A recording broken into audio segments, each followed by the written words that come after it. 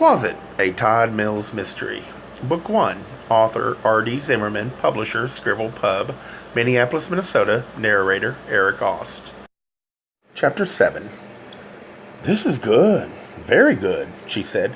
Todd looked up, stared at her as she sat across from him in some dingy room, jotting everything and anything he managed to blurt out on a legal pad. None of this made any sense. Janice Gray was really his friend, not his attorney. Tall, attractive, with dark hair and a slim face that tapered to a narrow chin. Janice had been his beard, with this striking, beautiful dressed woman on his arm at 2 or 3 official functions throughout the year. No one ever suspected he was gay, and he didn't have to fend off any interested women, of whom there tended to be a fair number. He performed a similar function for her as well. Although Janice was out as a lesbian to everyone in her firm, there were times when a 40-ish woman needed an escort, be it female or male in the corporate world, which was to say that ever since Janice's partner had died of breast cancer 8 years earlier, she'd been single. "You believe me, don't you?" Todd asked. Janice, wearing a navy suit and white blouse, stopped writing. "Never a doubt. I loved him. I know. I mean, I can't say I never lost my temper, and I can't say we've never fought, but I never. Todd, who hadn't slept, just tossed and turned in that dank cell, bit his lip. "I can't believe it. I just can't believe he's dead." "Neither can I." "They're not going to charge me with murder, are they?" "I doubt it." "Oh, God." Janice looked nearly as exhausted and distraught as Todd, for she'd come down last night and spent several hours arguing with the police. She hadn't been able to get him out, just as she hadn't been able to stop Rawlings and Lewis from getting a search warrant. So there Todd was at 2 a.m, standing naked in a cell while he was inspected for bruises, cuts, and or blood, none of which they had found. Janice rubbed her dark eyes and returned to the task of the morning, saying, "Let's keep it in focus here. Now, you've admitted to arguing with Michael the night before his death. The upstairs neighbors have already substantiated that. Actually, they did so last night when the police first arrived. When Michael didn't answer the door, the police rang upstairs, asked if they'd heard any commotion, and so on. They replied yes, they'd heard a horrible fight the previous night and seen you leaving. That's when the police decided to break into Michael's." "But he was alive when I left that night." "Of course he was. He was alive all day yesterday, too. Don't forget, he was at work first thing yesterday morning. About 200 people can substantiate that fact." Janice looked up and asked, "When did he usually get home?" Theirs was a typical life. Michael left for work about 8, worked all day as an accountant, was usually home by dinner. Dinner.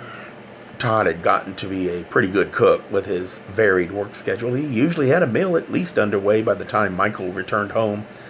A pasta dish loaded with vegetables was a favorite of theirs. Then Michael would clean up. Todd would often head back to the station, and... "Todd," he turned to her. "What?" "When did Michael usually return home?" About 6. We'll have to check with his office, see if anyone saw him leave. But if that's right, it means he was killed somewhere between 6 and 10 last night. The coroner's report isn't back yet, but they'll be able to be more specific. They're doing the autopsy this morning, and the report should be in by noon. So the period of interest, obviously, is yesterday, specifically the evening. We just have to prove where you were during that time." "Christ, I don't know." "Yes, you do. You already told me," said Janice, calm and direct. Always so steady, he thought, gazing at Janice. He'd always been a bit in awe of her, even when they'd first met in college at Northwestern University.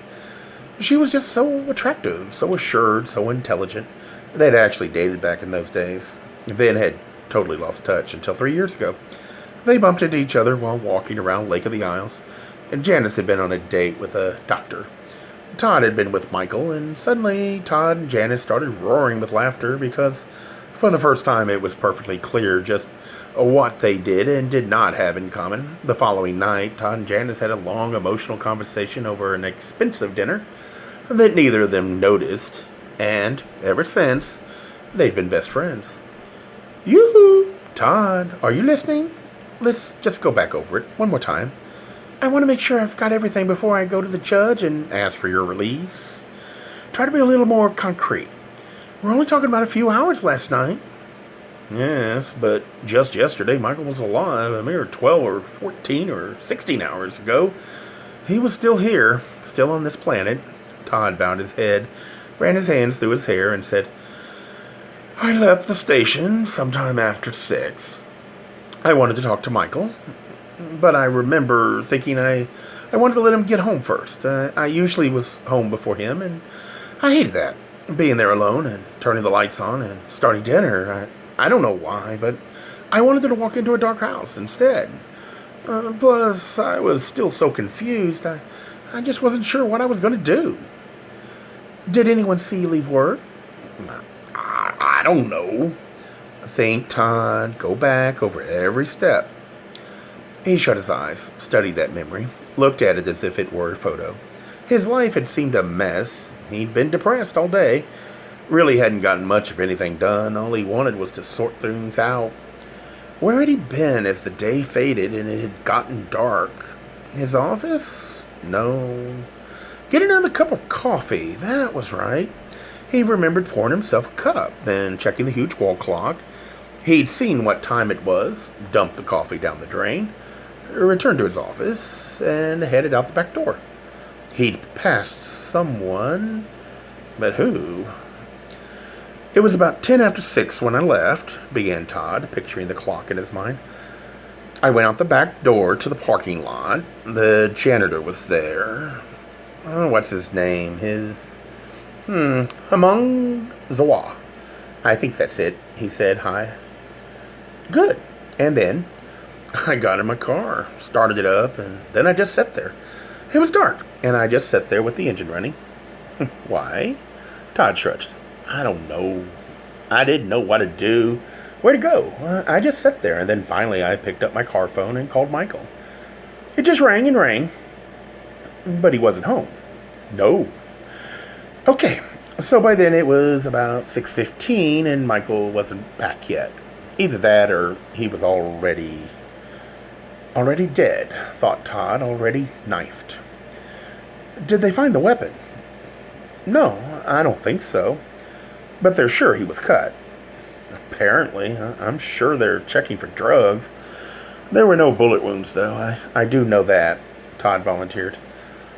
They won't find any drugs in him. Michael was much too straight for that. Did he ever use anything? Maybe he smoked a joint or two in college. But he didn't like to be out of control. In his mind, Todd saw the image of Michael tasting a sampling from a local microbrewery. He liked beer. That was about it. Okay. Janice jotted all this down, then steered the conversation back, saying, So, you went out to your car and called Michael, but he wasn't there. Then what? His answering machine picked up. I was going to leave a message, just say hi or something, but I didn't know what to say, so I just hung up. But you listened to the message. Maybe we got all the way to the beat? Yeah, right. I didn't hang up until after the beat. Excellent. But I didn't say anything. That's okay. If you listened to the message, then the connection was completed. For billing purposes, the cellular phone company should have a record of your call. And if we can prove Michael was still at work, that's good, Janice said. Okay, what did you do then? Did you go somewhere? I didn't want to go home to Michael's, so I just started driving. Where? She asked. I don't know. I got on the freeway and... Which freeway? 35 West. Going which way? South. Good. You were heading south on 35 West. How far did you go? He remembered cranking up the radio. A song by U2 had played. Yes, full blast. He wanted the voices, the guitars, to blast everything from his mind, clean it all away, like a zombie. He'd just driven and driven. How far, Todd? I don't know, until I stopped for gas. Well, where was that? What'd you do then? Past Burnsville? I remember going by the mall and that ski place. You know, the one that's on the right. I might have gone another 10 miles, then I looked at the gas gauge, saw the fuel light was lit up, and so I pulled off. Where? Do you remember what town? The vision of that glowing sign poked out of the night and into his memory. No, it was just some gas station on the edge of a cornfield.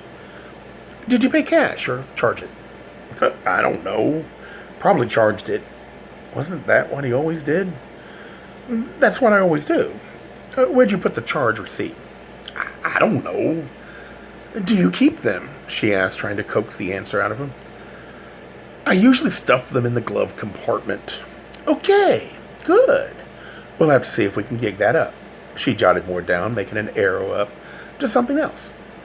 Some other little point that could be tied in. Did you talk with anyone? Not really. What do you mean, not really? I just went in and paid. Do you think the cashier would remember you? Shit, I don't know. Was it a man or a woman? Did he or she say anything? It had been a chilly night, particularly down there out of the city and on the plains. There had been a breeze, rustling the browned cornstalks and the smell of earth. Except for the streaking of the cars, it had been so quiet. He'd gone in, picked up a pack of Trident, then paid. I handed the cashier my credit card, and she looked at me, my name. Yes, thought Todd. They did exchange a few words. She said she knew she'd seen me before. I was the guy on the crime thing on TV. I didn't say much, just signed the receipt. I just wanted to be left alone. But she did push a piece of paper forward and asked for my autograph. Which you gave her, right? Automatically. Todd looked at her, shrugged. I always have to be on. Always a nice guy, presentable, pleasant. And I always do signatures. Stella, my agent, is always beating it into me. Your fans are gold. Dial pure gold. Once you lose them, your career is kaput. Excellent, Todd. This is excellent. Janice hastily added a couple of things, and then you started back to the city? Exactly. I was going to go home, but then I realized I still didn't know what I wanted to say to Michael. I wasn't completely clear about everything. When I got to the 494, I just sort of veered right, and I kept going until I saw my picture up there on a billboard. And that's when I stopped at that restaurant. Right. Janice flipped back a couple of pages. I've already got all that. Was it 2 or 3 girls who saw you? The hostess, my waitress. There might have been another waitress, too. I think they were all talking, he recalled, looking over, seeing them huddled together, glancing at him. Talking about me, I mean, that happens sometimes. You go in a place and then people huddle and point at you. It kind of drives me crazy. I've always been worried that they're looking at me saying, he's a fag, isn't he? Oh, Todd. Janice reached across the table, placed a hand over his. It's time to let go of all that. Otherwise, you're going to get an ulcer, go crazy, or both.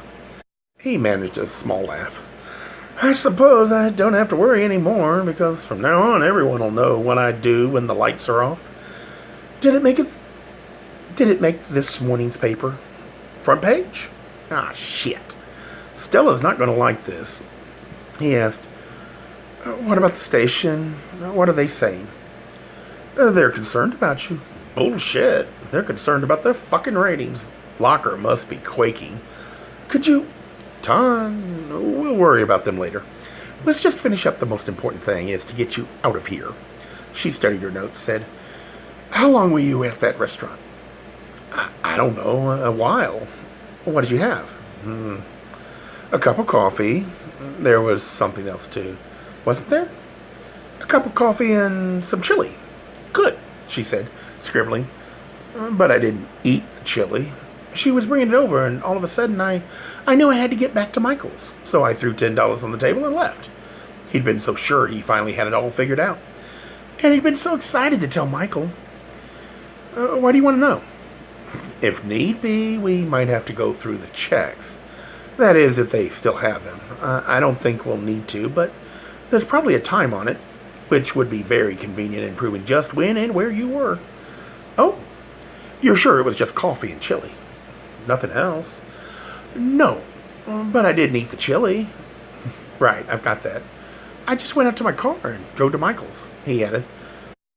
I would have been there sooner, I suppose, but I turned off my pager, in case they ask why I didn't call when they paged me, you can tell them I was in a life crisis and had flicked that fucking thing off.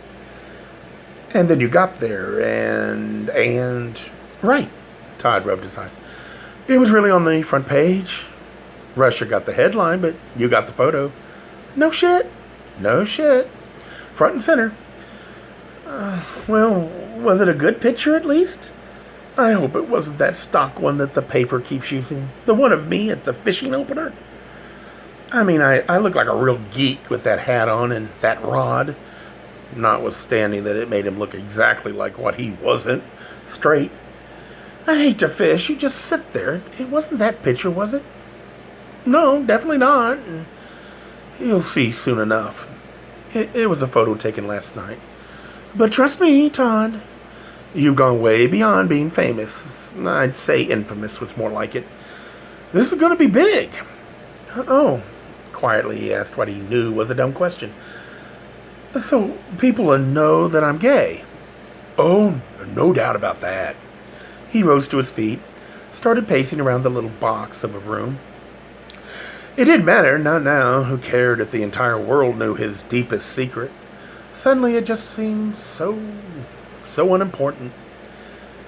You know what, Janice? He said, turning toward her. I don't care anymore. In fact, I'm kind of relieved. I'm tired of all that. Tired of worrying what people are going to think of me. Good. You're going to need every bit of strength you can muster. Do you think they'll release me today? With all this, said Janice, touching her pad of yellow paper, there shouldn't be any problem. You're lucky you're so famous. It's going to work in your favor. People will remember seeing you. Will I have to post bail? I can. I've got lots of money. Todd, you haven't even been charged with anything, so there won't be any bail posted. I think you're going to be fine, but I wouldn't count on being back to work right away. Of course not. In fact, I don't know if and when I'll ever want to.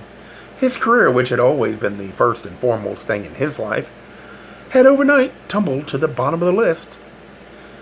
Michael just had such a great heart. I know, nobody could make me laugh like him. That was what had drawn Todd to Michael, that laugh. He was this straight-looking, straight-acting guy. A gaze that were too queenly had always made Todd uncomfortable, as if by association people might realize he himself was queer. An accountant who was a real whiz with numbers and anything digital, yet who could look at something totally odd and just start to laugh. A deep, hearty laugh that turned high-pitched right at the end. When he really got going, he even snorted, which was the one surefire way to crack up Todd as well. Anything could set Michael off, too. If Michael broke something, he'd look at it and then just burst out cackling, and Todd loved that about him. Loved the irreverence beneath the businesslike sheen. It was so unlike the atmosphere in which Todd had been raised, where everything was either good or bad, right or wrong. Michael had found joy in life, and it was that characteristic that had captured Todd's heart right from the start, and it even steadily chipped away at Todd's own homophobia and self-hate. Todd closed his eyes, couldn't imagine that this was really his life. You don't think he was killed because he was gay, do you? I don't know. I really don't. The thought had obviously occurred to her and frightened her, and for a moment or two she couldn't speak. A hate crime is a real possibility, though. Todd had never talked to anyone about this, but he'd been frightened for so long, all his life, really. He'd known he was different, sensed it first when he was 8 or 10, but didn't know what it was. Why he wasn't like all the other boys. He didn't know specifically until he'd seen that Dan guy at the pool. Or was it the next year? Like all the other boys, he'd done a little sexual experimenting.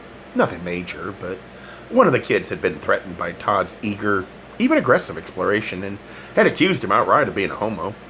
3 or 4 other kids had joined in, taunting and pushing Todd, until Todd had fought them off, punching them all, even giving one kid a gusher of a nosebleed. After that, there was never a problem, but ever since, Todd had been standing against a wall, guarding his back, fearful of letting people see the other side of him, and fearful of exactly this, that someone would find out that he was a homo and extract the ultimate punishment. Death. Is that what had happened to poor Michael? Todd muttered. Why, Janice? I have no idea why anyone would kill him, but I'm sure the police will do their best to figure it out. No, he cleared his throat. No, I mean, why are we queer? You, me, Michael? Oh, Todd, why is the sky blue? It's just so much. I mean, who could think that you'd ever choose to be gay? I wouldn't. Would you? The wisest thing my shrink ever said was stay away from rhetorical questions, and that one definitely has no answer. Not until they find the gene or something, so I won't touch it with a 10-foot pole. She quickly added, my only choice has been whether to be honest or not, and I must say I've been forthright from day 2 or 3. I admire you for that, believe me. Well, I'm very happy in my life, probably much happier than if I were straight, because I haven't been able to walk blindly through life. I've had to confront and accept so much within myself, and because of that, I've found some kind of inner peace, which is also my strength. Todd turned away, stared at the wall. We dated for, what, 2 or 3 months? 4? And then you went to Europe for a semester and came back with a girlfriend. It freaked me out. It really did. Have I ever told you that? It freaked me out because I didn't know what it meant about me, if anything. We were young. But you were strong, even then, and courageous. He shook his head. Oh, Christ, I knew life wasn't going to be easy. I just never expected it would be this hard. I just like to get to the point where I walk into a room and I don't worry about how people perceive me. You'll get there, honey. And when you do, you'll realize how wonderful it is because you've earned every blessed step. And Michael was helping me. He'd been there for years. You know, and for some wonderful reason, he was waiting for me, helping me along. That's because he knew you were worth it. Shit. Todd made a tight fist, held it to his mouth, and clenched his eyes shut. If only he could block it all out. Janice stared at him, knowing Todd was not one to leave stones unturned, and said, Todd, I have to advise you. This is best left to them, to the police. Michael's murder isn't something for you to go poking around in. If he heard what she said, it didn't register, and he plugged on, saying, it's just that I had this wonderful person and this wonderful life, and now it's gone, vanished, just like that. Of course, but don't. Do you realize, Janice, I didn't even stop to look at how good my life was. I mean, I complicated the hell out of it, and my work complicated the hell out of it too. But there was something really wonderful there. In fact, it was almost great, wonderful, and I was just about to point too. He went to a wall, leaned against it. This is just so fucking unbelievable. Todd, stay out of it. What? He said, looking up. You're already in enough trouble. Let the police take care of it. Just keep clear. Good God. How am I supposed to do that? Todd, listen to what I'm saying. She paused, looking him up and down. Don't be a pig-headed guy about this. Heed my words. All right, mister? Yeah. I couldn't be more serious. You're in deep enough shit as it is. She hesitated, then asked, So, when are you going to what? She studied him long and hard. You know, when are you going to stop being so butch about all this? What do you mean? Jesus Christ, Todd, when are you going to cry? I don't know. He turned away, rubbed his face, sensing only this tremendous emptiness. I was wondering that myself. Gay Mysteries audiobooks. I think it is easy to hate a label, but a face humanizes the word. So this effort is twofold. To offer comfort to those like myself that your world didn't end because you don't fit into the view of acceptable society on both sides. And in hopes of helping those with family that are LGBTQ, that it doesn't mean we are aliens from the child they once knew. Reassure them so they can maybe be supportive at the same time, being true to their values.